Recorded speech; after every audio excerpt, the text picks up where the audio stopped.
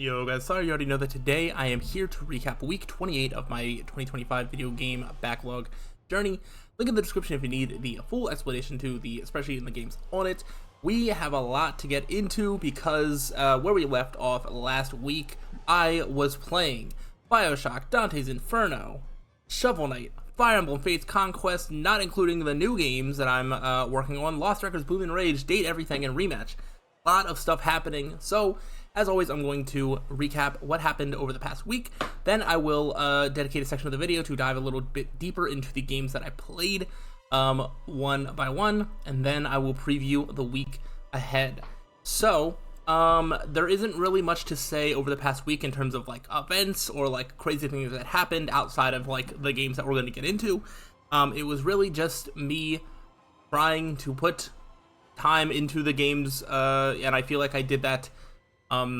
Like I didn't slack too much, but I didn't really like hours wise I didn't do a lot, but there is a lot that happened, especially starting over the weekend, because I believe I had the weekend off, so that helped get some gaming hours done. And then as the week went on, slowed down a little bit, but I really tried to do a good bit. So let's start with what I finished. Bioshock is now complete. Dante's Inferno is not complete, but I am still playing it. Shovel Knight is complete. So that is 2 games finished over this past week. Fire Emblem Fates Conquest is, I'm continuing to play it. And then these 3 I am continuing to play. However, Rematch, I am going to put the complete color coding on it because it's a game that doesn't have a finish line. So this is going to be the last time that I talk about it. I will dedicate a section of the video to talk about it, in more depth. But past this week, I'm not going to bring it up again because it isn't a game that I'm playing a lot of. It's not a game that has a start and finish, and I'm not going to have more thoughts. I think I've played enough to have my thoughts on the game, and even though I might play some more, I'm going to count it as completed for the sake of this video series. Okay? So, the last thing to add is because I finished 2 games, I also started another one, and I did start playing Neo. So we've got another long journey ahead of us, which is exciting. It's been a minute since I've really started a long journey, not counting that Fire Emblem Fates is also like 40 hours. Oh, so it says, but I'm pretty sure Birthright didn't take me that long, so I don't know if Conquest will. Either way, we will get into that.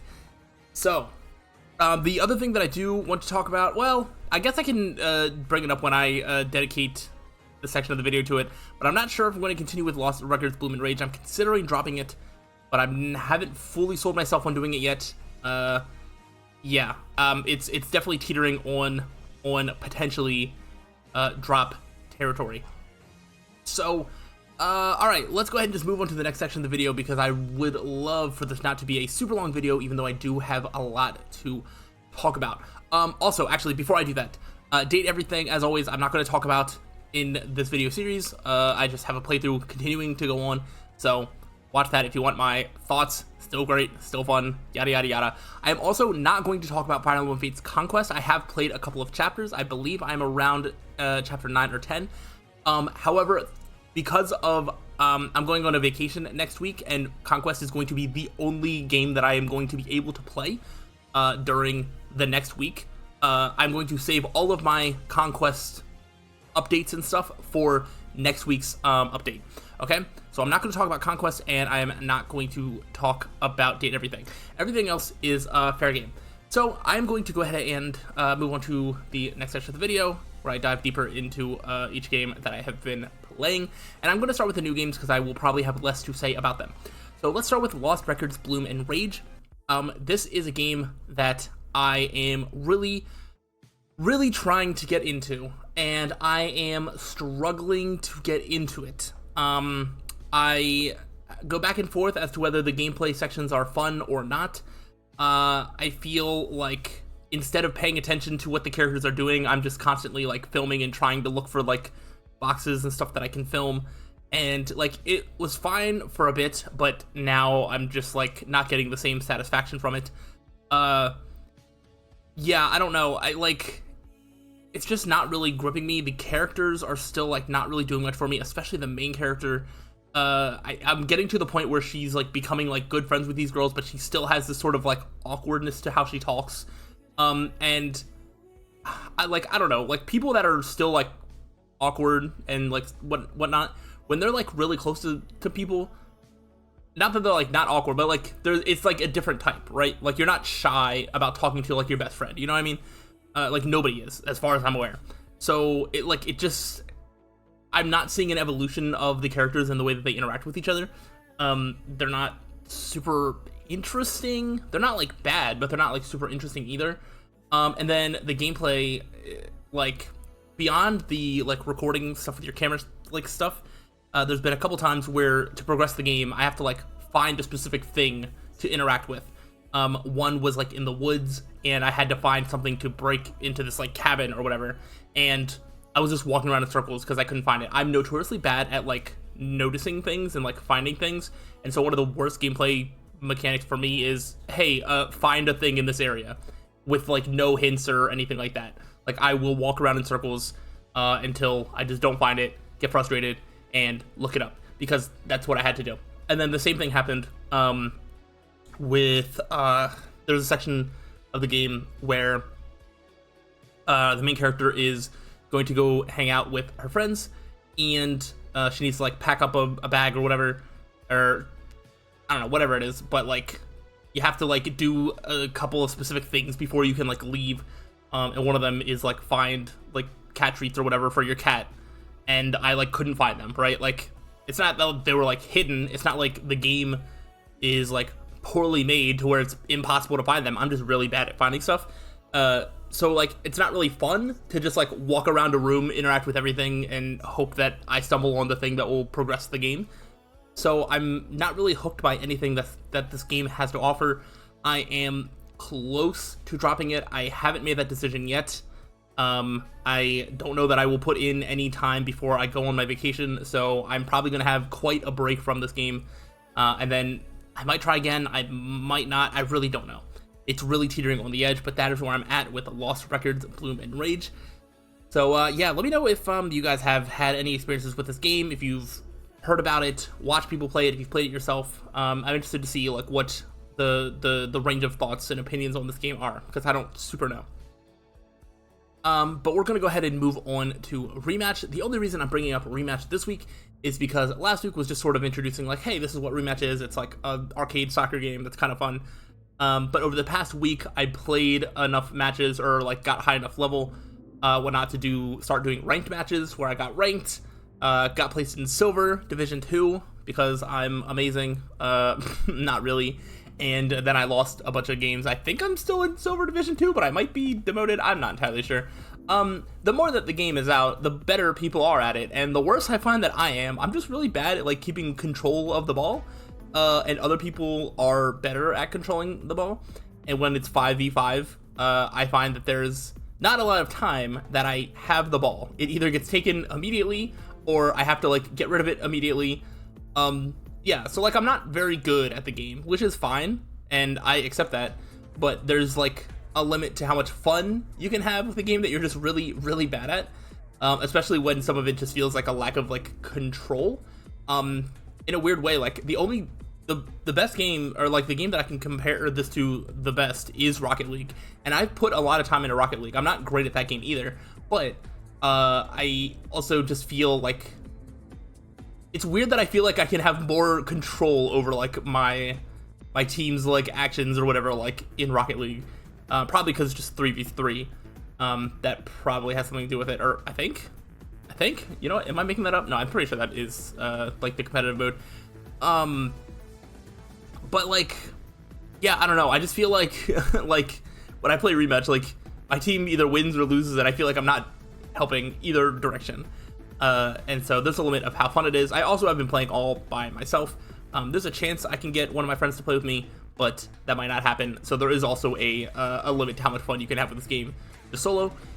So I feel like I've fully formed my opinions on it. I think it's pretty fun, but it's not something to pour hundreds of hours into for me. So, you know, it is what it is. All right, let's go ahead and transition to the backlog games. So I'm going to talk about the games that I finished, and we are going to start with Shovel Knight.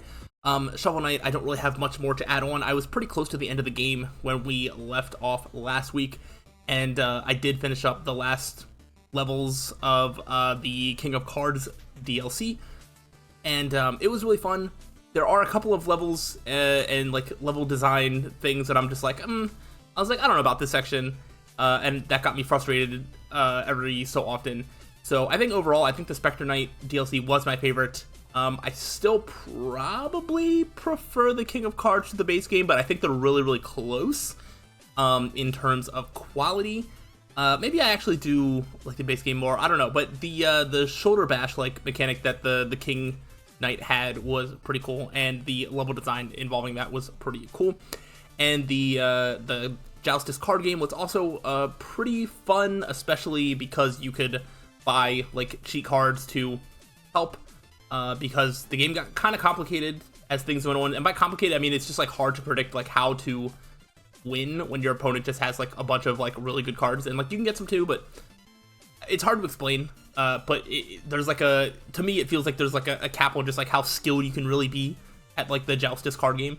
There's some amount of luck to it, so but it was fun, and like the characters, the humor, the wit, everything about Shovel Knight as a whole was fantastic, and I'm very, very glad that I played it. And I literally put double the time into what the playtime listed is because for the spreadsheet it only has like the base game playtime hours, but I played the base game and 2 of the DLCs, so I really had a fun time. I would like if there was another one available that I had already owned that was good because I didn't like the Plague Knight stuff. I would probably just keep playing Shovel Knight. Like, it's really fun. But anyway, that is my wrap up with that. We will go ahead and transition to the other game that I finished this week, which is Bioshock. Bioshock, I've had an up and down experience with, but over the past week and finishing the game, I really was reminded just why this game is so good, and I really did have a good time. There was a couple sections where, again, there was some puzzles of like, oh, you need to just find certain items and certain components, and they're not always clearly marked. Well, they are if you like are in the right area, but if you're not in the right area, it's not always clearly marked as to like where you need to go to find like specific items. Traversing the map is like not the easiest for me, but overall I still had a really good time. Combat was fun, and the story slash like characters things fantastic. I mean, spoilers for like a big plot twist from a like 20-year-old game at this point. But I remember, even before playing Bioshock the first time, I remember hearing a lot of like hype about like the would you kindly twist and things like that. And I don't really remember it like hitting me that hard the first time I played it, but like this time I feel like I like maybe I was just more like entrenched in like the actual like narration of the game. I was actually paying attention to like some of it. I actually had a general idea as to like the progression that I was doing and like what the goals I was going for was. And like that twist was really, really good, and like it is you know, just one of the moments that really just shows why the game is so good. That sequence was fantastic. Yeah, there's just some really cool stuff done with that. Some cool gameplay sections like after that as well. Like the whole like last like hour or 2 of the game was like really peak. And I definitely leave Bioshock with a higher opinion than when I was like in the middle and kind of struggling a little bit. I had a pretty high opinion going in.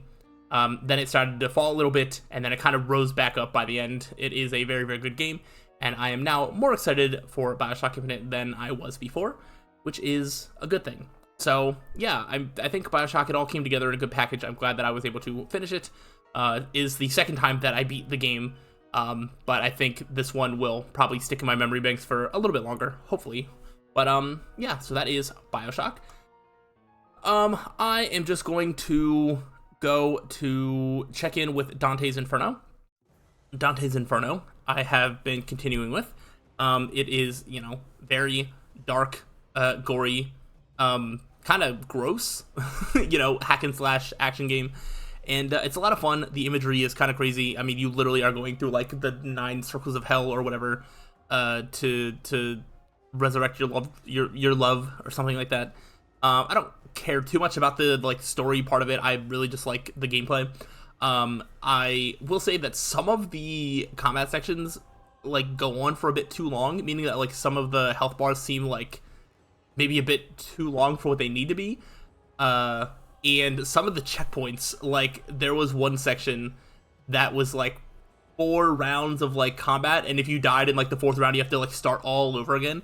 And yeah, sometimes like having to start way far back when you've already like made it to a certain point can be a little deflating, you know, to be like, oh, I have to do this again.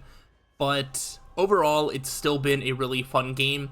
You know, the play time that I have listed here is 10 hours, and I think that, you know, is probably a good length for a game like this, because it is something that I feel like could drag on. I think I'm starting to understand why I've never actually finished the game before, because it can get frustrating if you're just like not playing well. It's not really that hard of a game, but there are certain enemies that can be tricky, certain bosses or whatever that could be tricky, I guess. But I think I'm about like 3 hours. I'm in like 2 to 3 hours range. I do know that it kind of goes by like the sins or whatever. Like I went through an area that was like lust, and then there was a thing that was like descent into gluttony, and I think like I'm a little bit past that. So there's those, but I still have like more of those, like the 7 deadly sins or whatever, to go through. And yeah, but it is a really fun game, and I will look forward to playing more of it.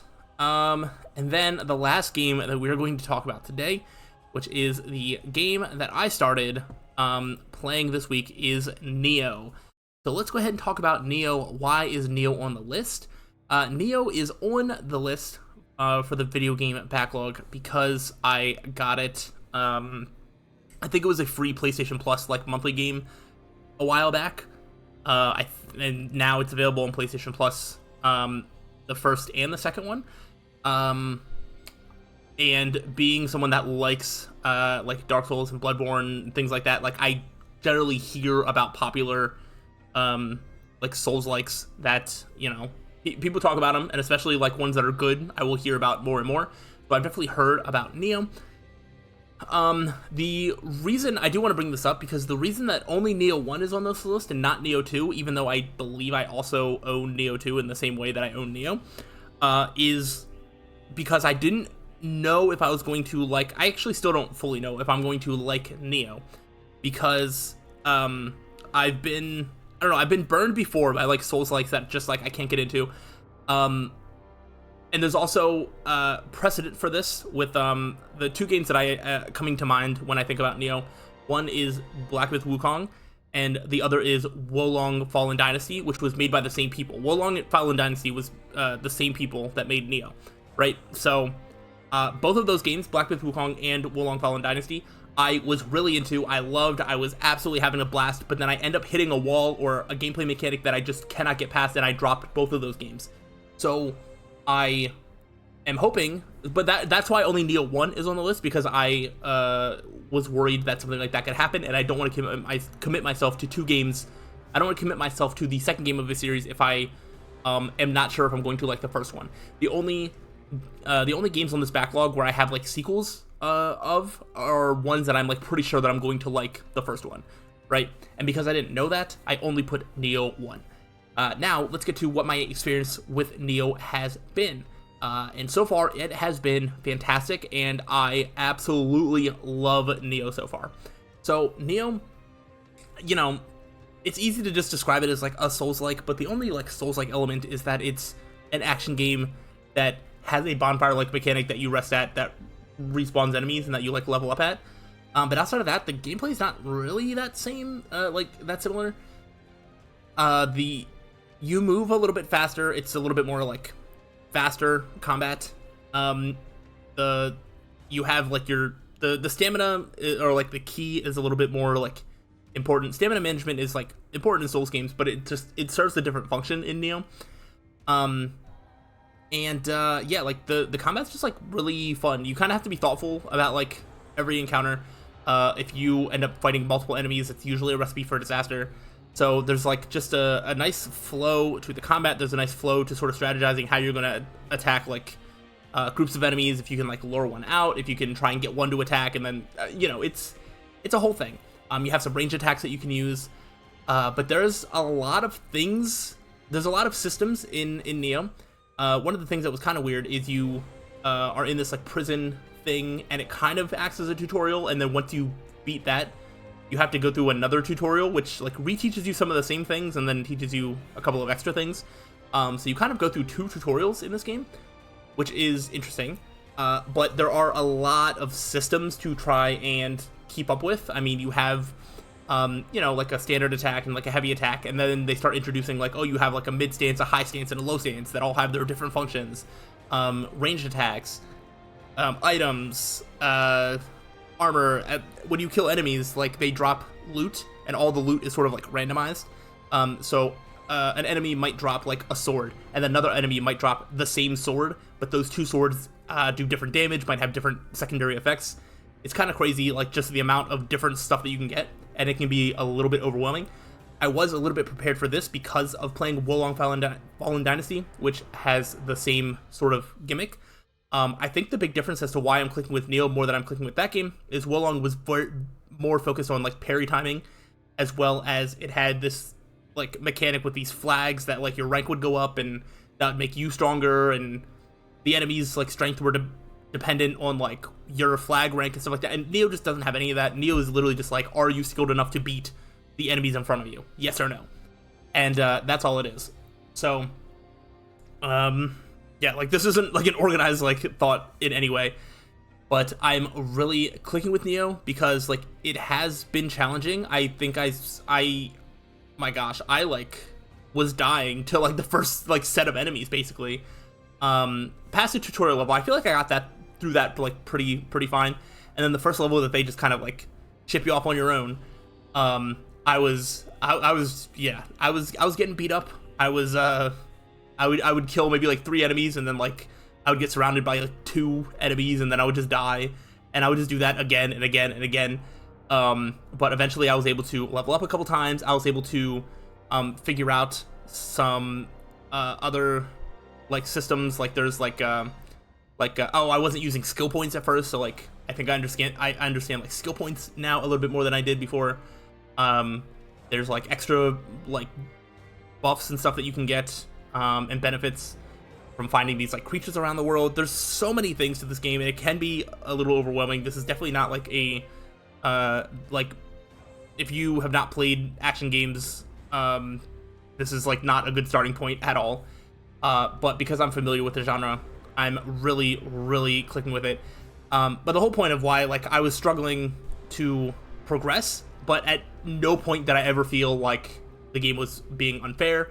Never did I feel like it was something that I couldn't overcome, and it just never felt frustrating. It always felt like, okay, like I'll just get better, I'll keep doing this. And I had that with the first boss as well. The first boss, at the end of like each of the like the gameplay is split into different like missions or whatever, and then you go on a mission, you clear out areas, and then there's like a boss at the end. There might be multiple bosses in future missions, I don't know. But the boss at the end of the first mission was absolutely destroying me, but at no point did I feel like it was being unfair. Did I think that it was going to be impossible to beat? I just needed to learn when it's safe to attack, when to dodge, how to manage my ki, just, you know, all that sort of stuff. And it was so satisfying when I finally did get the victory. Neo is a game that I'm just clicking so hard with, and I am super pumped to be playing it. But it's very interesting. Like Neo is so far I think going to be like a prime example, because there's some games that I bounced off of. Like I bounced off of Nine Souls because it was just like too hard and it wasn't fun. At BioShock I played on easy mode because like on normal difficulty I wasn't having fun. But then Neo, it's just hard and there is no difficulty options, and I'm loving it. So there's something about it that is really speaking to me. I hope that it continues that way. And I don't end up hitting like a wall halfway through the game like I have with other Souls-likes and action RPGs and whatnot. So hopefully that doesn't happen with Neo, and it just continues to be really strong, because if so, then oh boy, I've really got a gem on my hands. Like this could be like literally one of my favorite games like of all time. And apparently Neo 2 from what I understand, Neo 2 is basically like Neo but better. Like, if for people that like Neo, people just like Neo 2 more because it's more of the same but like better. So if I end up liking Neo, then that's going to put Neo 2 onto a future backlog for sure, because it's going to be a good game. And then, you know, Neo 3 is coming out next year. So yeah, I might have a new series of games to play, because so far Neo is fantastic and I'm excited to play more. But okay, we are going to transition to the last part of the video where I'm going to preview the week ahead. And I already sort of mentioned it, but the week ahead I am going on vacation. I am going on a big roller coaster trip. I am driving around, going to like 6 different amusement parks. You know, there's going to be lots of driving, lots of going to parks and whatnot, and just having a fun time. So I don't really have access to play video games. The only thing I do have is I will take my 3DS with me. So if there's time in like the hotel rooms in like the morning or the night, I can make some progress with Fire Emblem Fates Conquest. And that is going to be the only thing that happens. So next week, I'm going to be gone. So this video is going up Saturday. I have already left for my vacation by the time you're seeing this, and I am not coming back until next Saturday night. So you are not going to get a recap video next Saturday. The plan is, I think I'm just going to wake up Sunday and then record it Sunday morning, and then hopefully get the video up Sunday afternoon. And that video is mostly just going to be me talking about how much progress I was able to make in Fire Emblem Fates Conquest, because that is the only game I'm going to have access to play over the next week. Technically, so I'm recording this video on Friday, so the day before you see this is when I record. So technically, I will play a little bit of games tonight. So I guess I could touch it on if I play anything else, but most likely it's going to be like 30 minutes of Dante's Inferno, maybe like an hour or 2 of Neo, and then like nothing, right? So there's probably not going to be anything to really bring up. So I'm just going to dedicate next week to just being Fire Emblem Fates Conquest. That's going to be that, and it is what it is. And then at that point we can also talk about new games, because there are a couple of new games coming out over the next week. But obviously I'm not going to play them day of release, because I will be on vacation. But when I get back, there is definitely going to be some new games that I am interested in playing. So yeah, it's going to be interesting. I'm going to see how I can balance that again. I feel like I've been starting to do good transitioning back to really focusing on backlog games over new games. But with some new games coming out that I'm interested in, I'm going to have to see how I can balance this and still make progress. But that is where I'm at. That's where I'm going to leave it. You know, I got through a lot of stuff, and I wanted this video to be shorter, but of course it was not meant to be. So anything that I might have missed, any comments, questions, concerns, leave them in the comment section. I will always read them and respond if, you know, if there's a response worth giving, I guess. And yeah, I think that's about it. So hopefully you have enjoyed this video, and I will see you all next week for week 29 of the video game backlog journey, which is going to be the week of Fire Emblem Fates Conquest. So hopefully it's a good week. I'm excited to share with you all that stuff. But yeah, we'll get to that next week. So I will see you all around then. Goodbye.